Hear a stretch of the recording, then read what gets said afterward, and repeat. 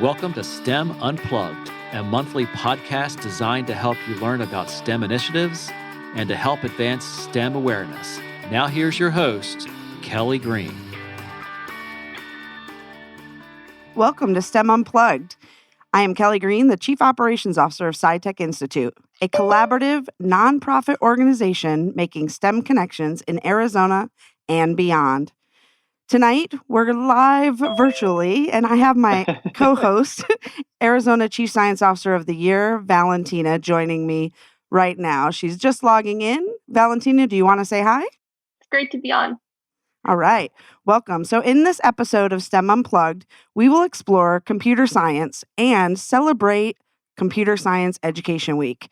CSEdWeek is an annual call to action to inspire K through 12 students to learn computer science, advocate for equity in computer science education, and celebrate the contributions of students, teachers, and partners to the field. Dave Bowman, Provost of the University of Advancing Technology, and Chuck Vermillion, CEO of Accountability. Thanks for joining us for STEM Unplugged. So Glad to be here. Welcome to the show, both of you. Dr. Bowman, would you please share a little bit about UAT and the programs you offer?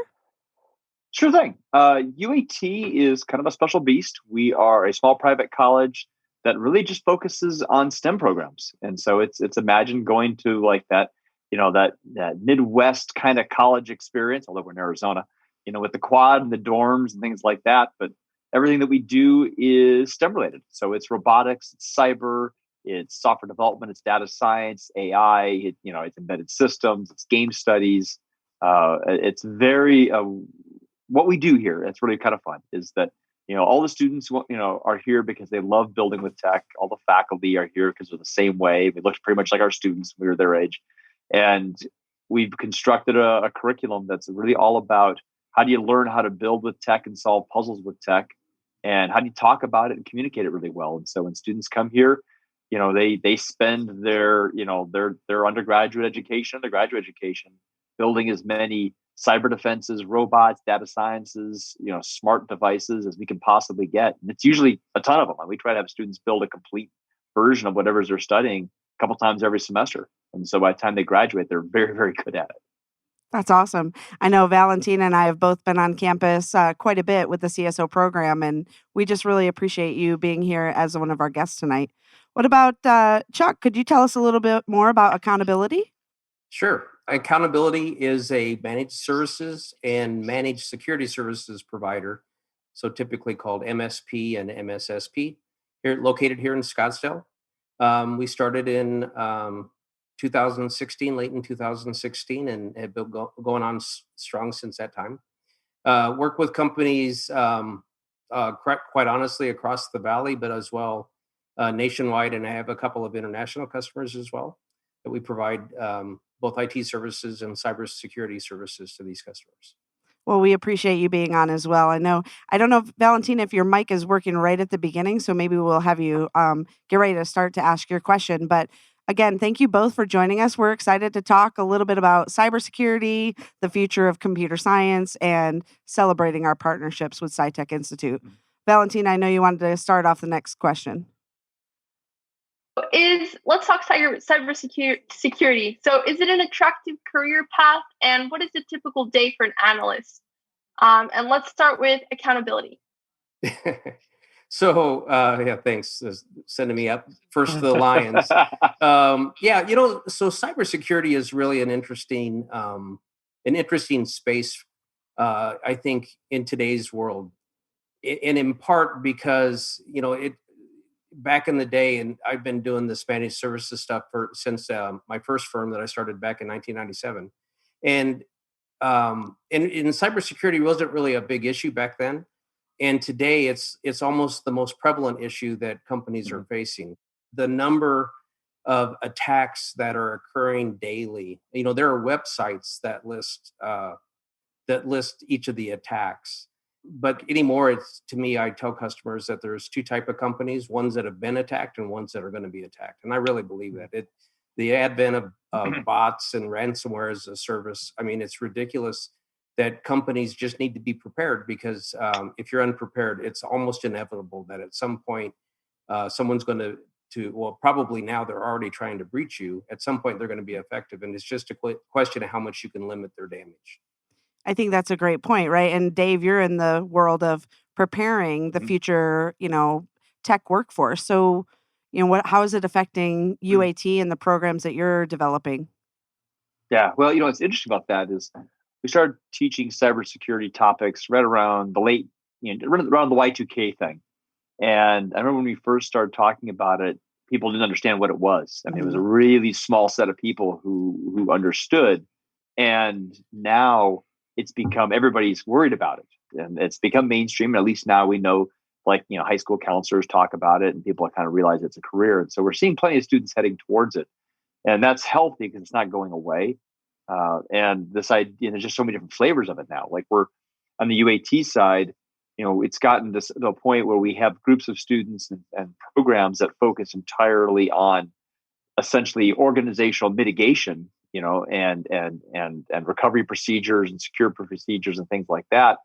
Then there's a whole other line of students who are approaching it from the software end. Like what kind of, if you're expecting to have folks someplace, probably overseas, coming after your country with AI-based bots, how can you build software that uses AI to defend against that? And essentially, it kind of winds up being oddly enough, it's almost like one of those computer games, those like Age of Empires games where you got people on both sides and you put your little automated minions out, they just do their thing. But it's become very much that kind of a deal. And you got other students who just focus up on the forensic side of things because the evidentiary piece is a big deal, and it just keeps growing. And Chuck's right. I mean, it has become just a part of life. I mean, as much as having cloud services is a part of life, and I think, knowing that, mercifully COVID hit during a time and we were able to all switch to digital and do things like meetings like this, but it all means that each of us walking around with 5 to 10 connected devices on us, and that's going to require tons of security. Yeah, absolutely. And it's caused when people went to work from home, right? It has exploded the extent of the network, right? No longer is it just companies' facilities that are interconnected, but now it's a company's facilities and it's exponentially larger employee base that are all connecting, any of which are potential targets, right? So the map, right? The addressable map is much larger today than it was before COVID. Well, and if you think about that too, right? That's all about the landscape. So when you talk 20 years ago, the idea of what is cybersecurity and the basic understanding and being a hacker, right? Like the idea of that was kind of a, crazy job. But, as Valentina mentioned, is it an attractive career? And, what should those students interested in cybersecurity, especially here in Arizona, we have over 5,000 open positions in cybersecurity. Right. So what do we say to, middle school, high school students to kind of get them interested, either attending UAT or potentially working at accountability? Like, what do you say to those students, Dave? Well, you led with the best part. It is like there's about 5,000 jobs that cannot be filled because there's a shortage. Yeah. And as the topic gets bigger, that number isn't getting smaller. And it really won't. I mean, you could tell anybody at the high school level or anybody who's looking at a career change that the need for people to secure information is only going to rise as we rely on internets more and we increase the number of devices that we have that are connected. And so from a job security place, you're there, I mean, for quite a long time. And the other thing I would say is it's interesting work because this is not a field that looks the same now that it looked 3 years ago, and it's going to look different in 3 more years. I mean, as things like 5G roll out, that's going to change the contour of the kinds of devices that connect. And so that's going to change the rules. As AI becomes a bigger piece of the landscape, that's going to change the rules. As as areas that we never thought of before, like you mentioned ransomware before. And I remember I was talking to somebody not that long ago about ransomware, and they didn't believe it was real. And I'm like, no, really, it's very, very real. That if you are a mid-sized medical facility or a school district, it's a very real proposition that someone's going to try to access your deal, get your personal information of your students and your staff or your patients, and ransom you to get it back. And you may wind up saying yes because the cost to not do it is too high. At least you never say yes. But it's a Call but Dave. Inevitably, Call everybody Dr. does. Dave. Yeah, but it's interesting. Yeah. It's not boring. I mean, this is a field that's going to be very changing for a long time. I would say almost anybody, especially people like if you like solving puzzles and you're able to focus a bit, and you're able to kind of think things through and you like to apply it.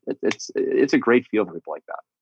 I would agree. And it's interesting. I have a niece that just started college, and she wanted to get into crime scene investigation, right? And I think a lot of that is the result of the CSI, whatever. Absolutely. Right, CSIX, and it's interesting because I think the next wave of CSI, as opposed to being physical crimes, or should be cybersecurity crimes, right? Like CIS cybersecurity, because sounds like a new TV show. Well, let's pitch it.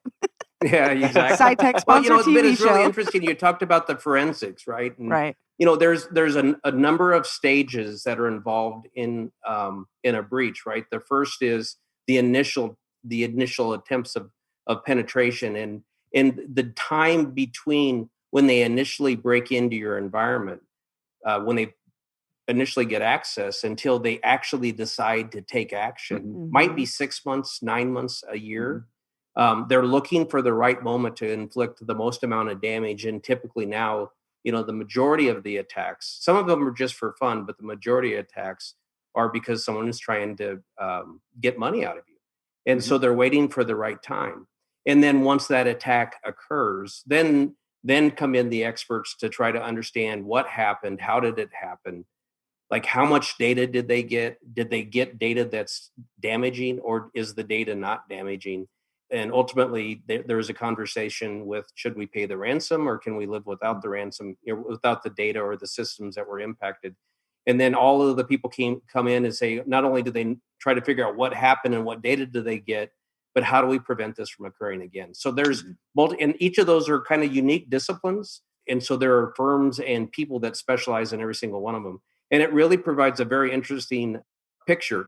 Sometimes when you see like a crime photo or a crime scene, and it kind of sends that chill up your spine. We had a new customer that had an issue with their Office 365 account. So it's Microsoft Office. And somebody had actually done a phishing attempt in this particular case, had someone in accounts payable click on a bad email, right, that was phishing for information. Clicked on that email, that person then was able to capture their credentials, get into the system. And then what do? Well, they go in and they set up auto forwarding rules in the email so that it automatically forwards emails that mention invoicing or payables or dollars or whatever to their email address. And you don't even know it exists, right? It's like somebody has tapped your phone and you don't know it, and they're looking at every single email. And so there are tool sets that you can use that go out then and examine all of that stuff. And I saw when we did that, we isolated to that person, we were able to see the moment that occurred, right? The moment that forwarding rule was set up. And it kind of like, it gave me those chills. It's like, it's evidence. It's like a snapshot of the picture of the crime, right? Yeah. It's just crazy. So Valentina, as technology becomes more advanced, protecting data can definitely become more of a challenge. Oh, well, first of all, the data, there's penalties depending on the type of data, right? PII, HIPAA data, PCI data, like and if you don't protect that data, there are, potentially really large fines for that. We had known of a company that had a PC stolen, and it had PCI data on it, and the PC was unencrypted. And so that company had to go through years worth of work just to prove to the federal government that data hadn't been used. And it cost them hundreds of thousands of dollars just for one PC.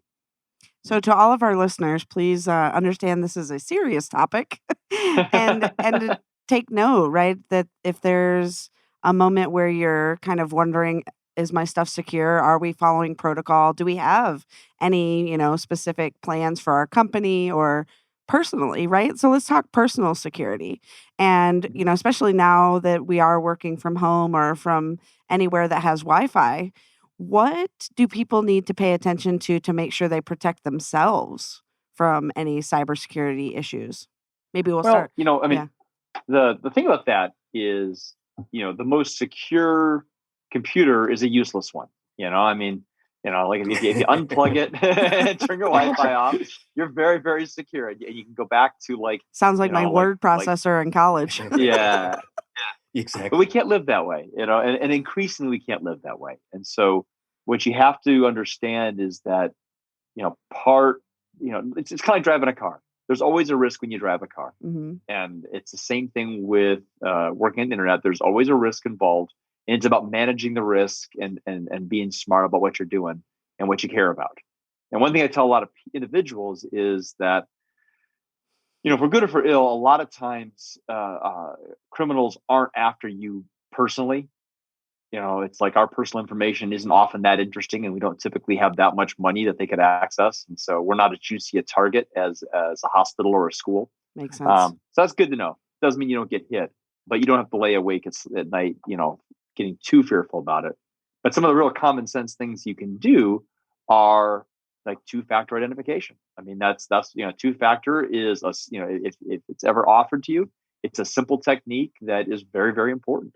Yeah, I agree. And taking advantage of that and using it, especially when it gets anywhere near accounts you care about, like bank statements and things like that, or insurance, like that's important. And the other Credit thing to do cards, is just credit cards. Yeah, that's a big one. And tied with that is as crazy as guy. I watched some of these emails come in this last weekend on my account. Is realize that no business sends you an email that says there's a big problem, click here. Yeah. They don't do that. Have you noticed an and if you influx in the last 3 weeks? I have noticed so many in the last month. Like, whoa, they are trying hard. Yeah.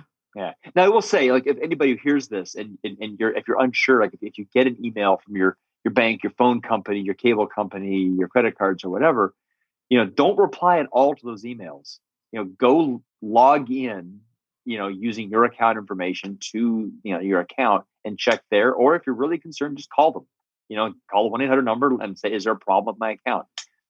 That's the secure way to check. But I will guarantee you, and some of them are amazing. I mean, these schemes that come in your email, I mean, they will have the logos. They will look incredibly Absolutely. real. It's like no businesses don't work that way. We there's one of the popular adage I use now. I heard, and I love it, is cyber hygiene. Right, practicing good cyber hygiene. Dave just mentioned it. Some of the key things that you can do to help protect yourself personally is understanding what good cyber hygiene is and then practicing it. So that includes like having strong passwords, never giving someone else your password, changing your passwords frequently. Right, at our company, we change our passwords every, I think, 3 months, 2 or 3 months. And it's set up as a policy in our system so that everybody's forced to change their passwords. Never click on an email unless you know who the provider, who sent you the email. That email phishing used to be a relatively small percent of the breaches, but today about 80% of all breaches come through email phishing attempts, where somebody asks you to click on something, you click on it, it gets them access. They're then able to do keyloggers to try to understand kind of what you're typing so they can catch your passwords. So it's just a tremendous idea. Never, you don't want to click on an email that you don't understand. Even though, we have at our company, we resell products that help train users all these good habits. Even then, I think the statistics are that 25% of all people will still click on a bad email, even if they get trained, right? 25% of the time. And so that's really a challenge for an employer or an individual, because the chances are at some point you're going to do it. And then you don't even know. You don't know it's a bad email, right? You don't know until something happens. Yeah. Well, that even makes it. It's probably why these schemes exist. Is that those are pretty good numbers. Yeah, that's a lot. Like I mean, if it's a numbers game, and you got access to a spider bot that is just pushing emails out, and Wait a minute, Dave. You said spider bot. I think that has Valentina. Is that AI? What is that, Valentina? have to do with AI? And what would be some of your thoughts on AI? AI, it's Well, tell us, what is a spider bot first? yeah.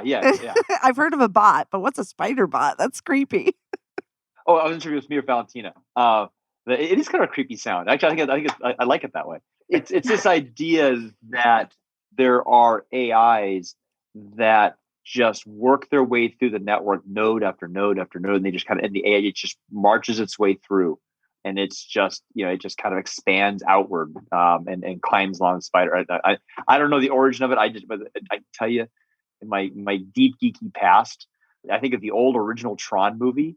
In the original Tron movie, when they were inside of Tron, they used to have these attack things that looked like digital spiders that would climb along the network. And I've always assumed the term meant someone watched that and they associated the term with that. There may be a better reason, but it's that. It's just this idea these are AIs that aren't necessarily targeted at you. They're just going out and they're in play in the internet, and they're just expanding out, doing sweeps and seeing and seeing what they can get into, what bites. Chuck could probably be more specific and less movie-ish version of that. He's like, not today. I have an accounting education, so. Oh yeah, let's talk about background. He said geeky background. You with accounting, right? That's good to know, because so many students of ours are interested in math, and they don't realize how much in play that really helps them in the computer science, industry, right? So having an understanding in that background of, not just accounting, but Dave, I'm not sure what your geeky background is. Now I'm curious. But, Chuck, how has that helped you lead an organization that's all about computer science understanding? So that's a good question. I got an accounting degree. I went to, I'll do a plug. I went to the University of Illinois in Champaign-Urbana, Illinois. Really good accounting school. And your dream when you're in accounting is always to go to work for the big accounting firms. And I did. I worked at Ernst & Young for Ernst & Whitty at the time, but I worked for Ernst & Young for 12 years. Nice. The last 2 were here in the Valley. The first 10 were in St. Louis. And I only spent about 1.5 years on the audit side. And what I found for me was that I liked the relationship of numbers. I loved the concept of accounting. And by the way, I always wanted to have my own business. And so I knew that accounting would be good if you have your own business, just to be able to not rely on somebody else to do your books or to tell you what you're doing from a financial perspective, but able to understand it yourself. I was a terrible auditor. I just didn't really like it. I'll be honest, I was bad. And I just, it was so much detail, and I had to go, follow that. And, there's some people that really thrive on it. I probably, if I'd have given it a long enough time, I would have enjoyed it more at the like a partner level, at the highest level, because you're not doing so much of the detail stuff. But what accounting allowed me to do, and specifically audit, is how to build financial statements from the ground up. And so when I ultimately got into consulting and then used those consulting skills to build a business, I have found that I'm a much better accountant now, because I understand the relationships of the various accounts to each other, and I can read a financial statement, a P&L or a balance sheet, and understand kind of what the implications are. And so it makes me a lot better CEO. I really find it. I feel bad for other CEOs who don't have that skill set, just because you're always relying on somebody else, and I'm just not good at that. So yeah, I'm really glad that was kind of the path that I chose.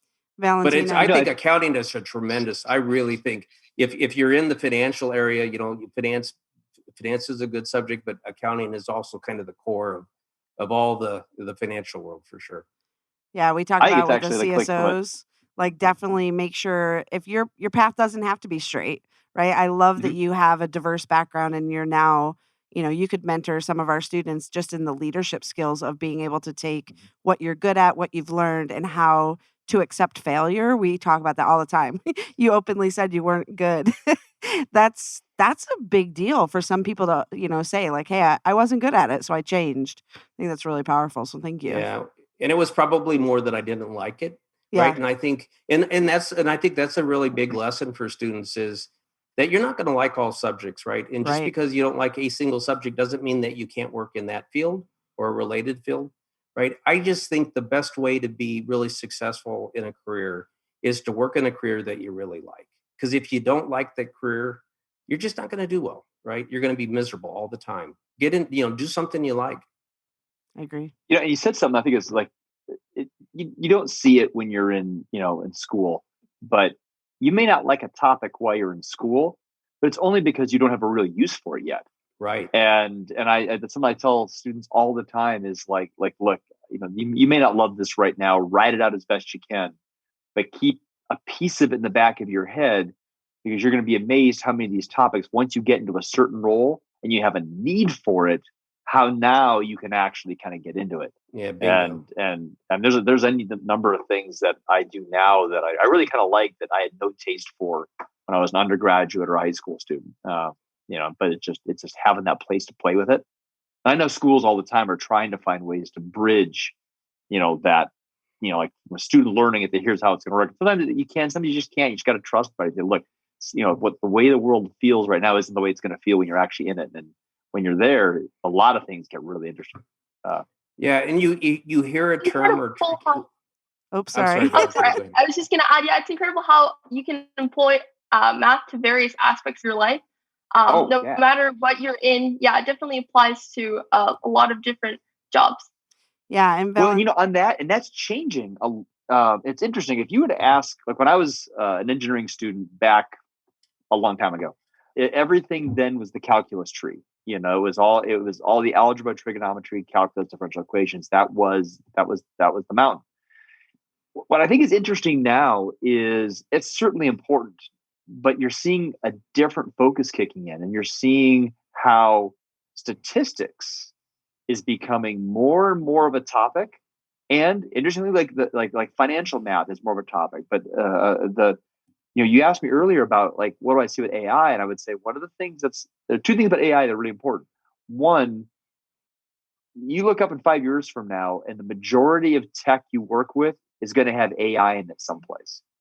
And to understand AI, it's all stats. I mean, it's not even like really hard stats, but it's like understanding how statistics works will help you understand how AI works. And if you understand that, then you can wield AI to create things that never were there before. And that's incredibly cool. But yeah, math is changing. It's becoming more important just in a different way. Yeah, I think that's a valuable point, right? Yeah, it's now, for you, what kind of math do you study? Now I'm learning Algebra 2. And Okay. I think you made a really good point how there's a different way that we employ or use math, but it never goes away. Even in prehistoric civilizations, you still keep on using math, and just in different ways. Well, like for example, have you hit vectors yet in Algebra 2? Yes. Like vectors are throughout so many different applications, especially like vector math plays out. It's probably of like all the different, when I was an undergraduate, I started out as a computer science student focusing on graphics, and it's all vectors. I mean, it was just all that vector math plays out over and over and over again. It's incredibly important stuff. And so it's interesting how, like these little tidbits of topics, like become something that's like, oh no, you're gonna find yourself in life. That people used to always joke, I never use that math, and like there's pieces of math you do actually use all the time. And algebra is one of them. Yeah, it's funny you say. I think you're in 8th grade. Is that right, Valentina? Yes, I'm currently in 8th grade. Okay, so I was a senior in high school or junior in high school before I took Algebra 2. So you're way ahead of me. You'd be way more successful than me. But it's true. I use algebra almost every day, and a lot of people didn't like take algebra and they didn't like it. It doesn't work for them, and it just makes life easier when you do. To be honest with you, I wasn't really good at the higher ed math, but that algebra was. And it's interesting. My the teacher that was by far the hardest in my high school was the algebra teacher, Mr. Imony. And but believe it or not, he's the one teacher I remember. He really drilled it into us, and that's a great I'll never point. forget algebra. Yeah. Yeah, like He was harsh. thinking about those, tough teachers who, push you to succeed. I think the CSOs sometimes say that about me of like, oh my goodness, here comes Kelly. She's going to make us do this thing again. Like, Valentina, you're going to host this show with me, right? And, there's this idea of you're going to ask some questions, you're going to engage. But then on the outside of it, Valentina, what do you get from that, extra mentorship and the push to allow you to fail, but the soft skills that you're learning as a CSO? How does that play into what you see the change in your education? And then maybe we'll talk to both Chuck and Dave how valuable it is at the next two levels. Challenges. Through these challenges, I feel like I've really learned how to persevere. And even in the academic environment, I think that's a very important skill. So I think no matter where you are, having the ability to persevere and fail fast and fail forward is definitely very efficient and important. Excellent. I'm curious about what you think, Valentina. How is education going to change if things go back to quote unquote normal? And then Dave, how do you think it's going to change, at the higher level? What has the impact been? And then of course, Chuck, what do you need for your new employees at accountability to be prepared for this ever-changing, environment? But let's start with Valentina. What do you think is going to change, or how's life going to be different now that we've adapted to virtual education? Given the current situation, we've definitely started using technology more. So probably if things were go back to normal, as you said, I definitely think we'd start using technology a lot more, even in the classroom environment, since we've been using all these platforms pretty much daily. So I think we'll start using technology a lot more in the classrooms too, and Awesome. more hands-on activities and things like that. What about you, Dave? I think Valentina taps into the thing that's been great about being virtual is you begin to think about the technology platform as like, this is where you can connect with people 24/7, 365, and you can see the resources and they're all there. But then what you want to ultimately be able to do is get your hands on the tech. Mhm. And I think that when we come out from the other side of this, I think we're going to see far more classes where it'll be completely normal for students to message their instructors, at all kinds of crazy times with the messaging platform, because that's when they're working, and we'll figure out the bounds. But there's a piece of it that's kind of cool. Like I've seen some professors tell tales about how, it's 11:30 at night, and a student quickly messages, "Hey, they were hung up on this idea." And the professor said, "Okay, I'm not quite asleep yet." They would type an answer and say, "Now leave me alone. I'm going to bed." But you're seeing, like, I compare that to like when I went to school and I would get jammed on a problem, and I could either just muscle it out all night, or I'd have to wait until I could get an appointment with the professor and go to campus or something like that. Now, if you're just this bit stuck, just the right little resource from a peer or internet or from a message to your instructor can keep you moving forward. And if you don't spend a bunch of time jammed up, you suddenly start to see, students like Valentina who are in 8th grade and they're doing high level math. Students will get a lot further. And then I think when we get back face to face, what we're going to find is that our face to face time is going to be about the things that you can only really do well face to face, which is things like get your hands on a tech, sit around a table and build something. Right. Or just establish the connection. Like, we talk an awful lot with our professors is that, the lecture still has a place. You're just doing it differently because they're going to get the information on their own. What your job is to actually weave it together into a story, Mhm. and so the class becomes, even a math class or whatever, becomes like this 30 to maybe 45-minute block of time. I say, I'm going to tell you a story that maybe begins with something that was challenging, and here's how it unfolded, and here's how this information and all this information from your other different classes kind of weaves together. And at the end of it, this is the solution that matters to you and to your future. Now go and build with it. And I think that becomes kind of what the future of education looks like. And some of that can be done virtually, but some of it really is great when you can do it face to face with a human who can listen and talk to you. Yeah, And the so interpersonal communication is a little bit of a challenge that, some people are facing, especially, very yeah. extrovert individuals who really need that group setting for motivation. But I do believe that instantaneous, I had this thought, what do you think? Mhm. Maybe it's really even supported our teamwork. I feel like here at SciTech Institute, we've had an opportunity to move quicker through systems and management and structure suggestions because we could connect a little bit quicker and more people are paying attention to their online, email or whatever we're working with. So I absolutely agree, Dave. What about you, Chuck? What do you Yeah. think about any changes that have happened at accountability, or what you're looking for from your new staff members potentially? Well, yeah, a couple things. First of all I can say is thank goodness for tools like Microsoft Teams or Zoom, right? Because the abilities to collaborate with your peers without them, like Yeah. if COVID would have hit 10 years ago, Oh man, Yeah. different story. it would have been really hard It would have been to get business done. painful. And I think so. This is going to show the non-tech kind of accountant side of me, but you're going to see. It's interesting because you see how much more productive we are because we can see each other, look each other in the face, even though it's an electronic version of you.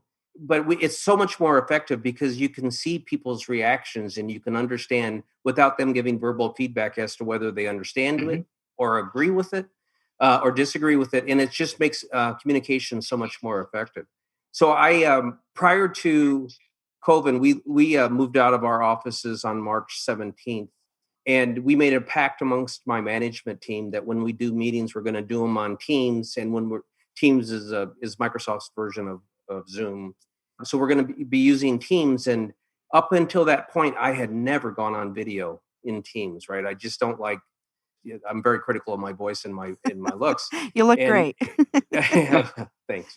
Oh gosh. You sound great on the Anyway, radio too. yeah. But so we made this pact. We made this pact that we're going to go on video when we're on Teams because of that. And I find it being a much really, really helpful when in communications. It's easier for me to stay in tune. My mind tends to wander at shiny objects a little bit, and when I get visual stimulation, I don't have that. That said, I look for the day when the hopefully the vaccine is really soon and we all get vaccinated and we can get back to work. And I think that we're going to find that we're even more productive when we're working together because we can have those aha moments. Those cases where you just poke your head into somebody's cube or office and ask them a quick question, and you don't have to send them an email or a text or an IM. You're able to get it real time, and you're able to collaborate more. And I do think that we're much better together than we are virtually.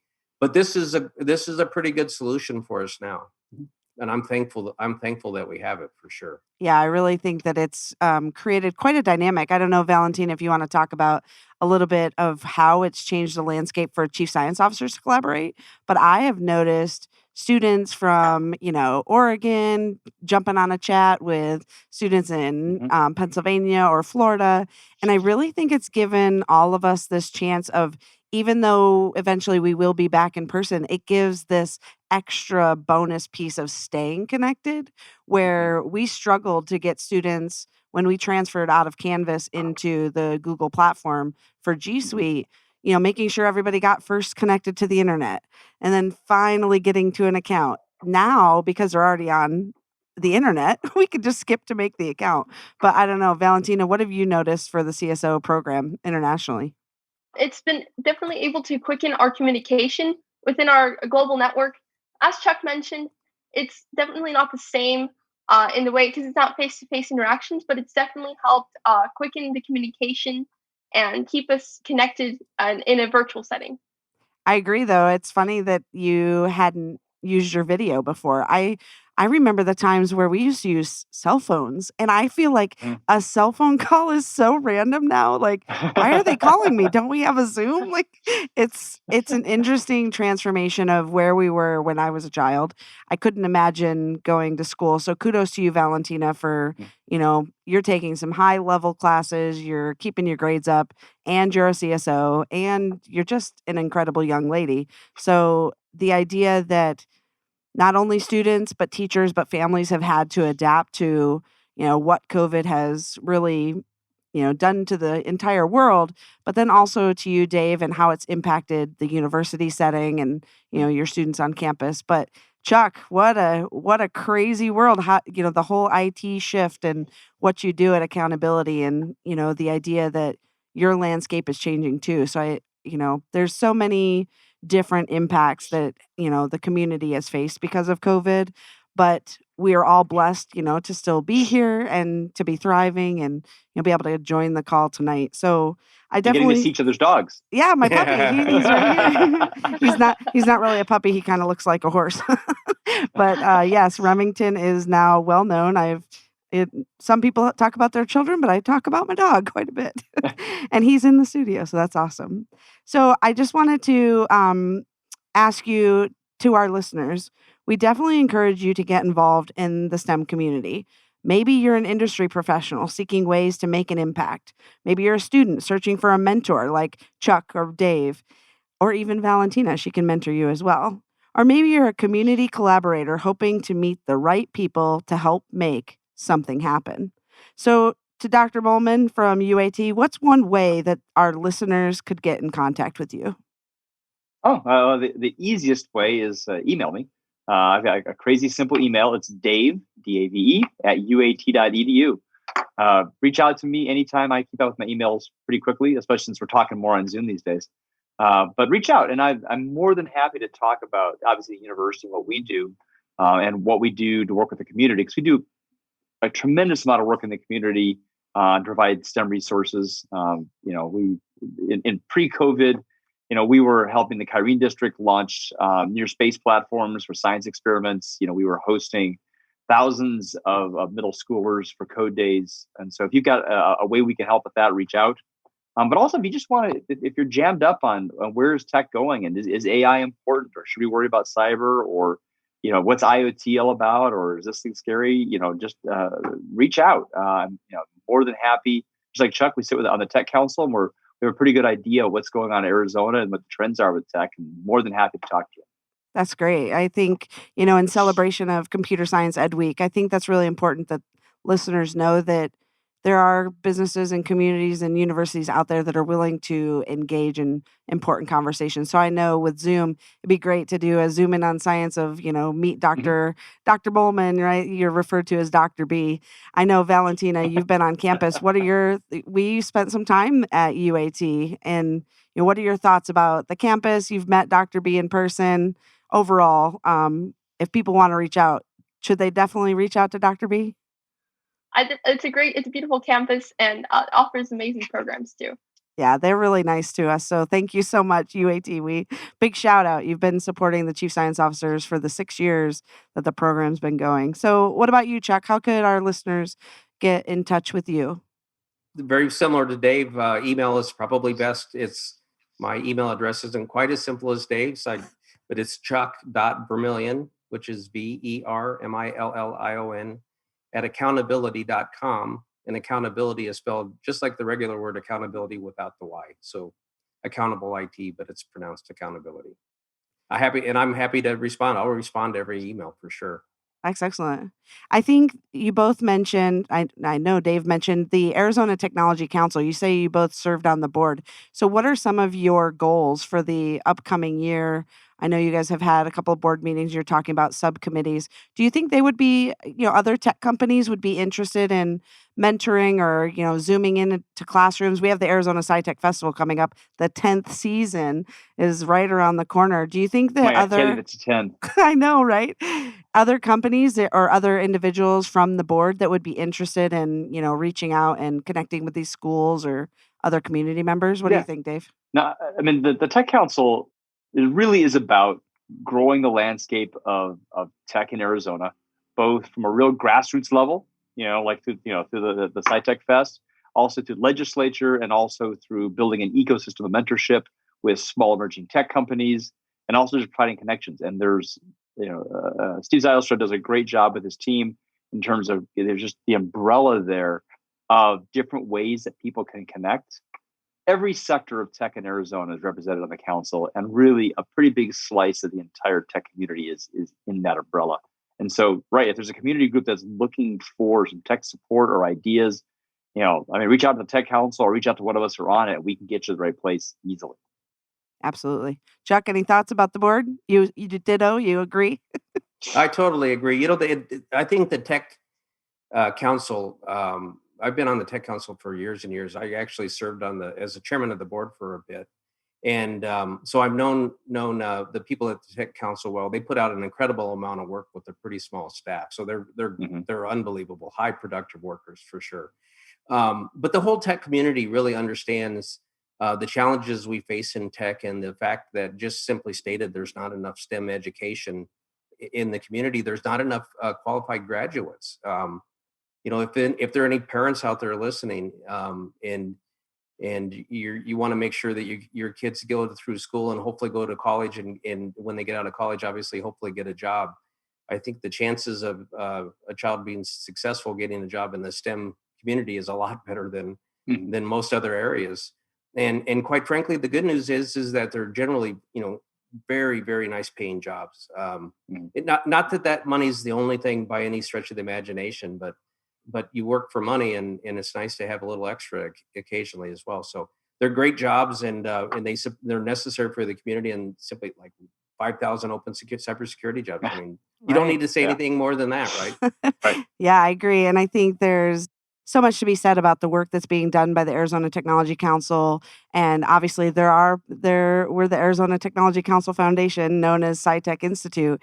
And Steve and Karen Nowicki, who co-host the AZ TechCast on Business RadioX, definitely shout out to them. Shout out to all of the support that we, partner with the Tech Council, because we are the 501(c)(3). But it's incredible to see the work that you are and everybody in the Tech Council is putting into awareness and education. So I wanted to thank you both for joining us tonight on this episode of STEM Unplugged, exploring computer science.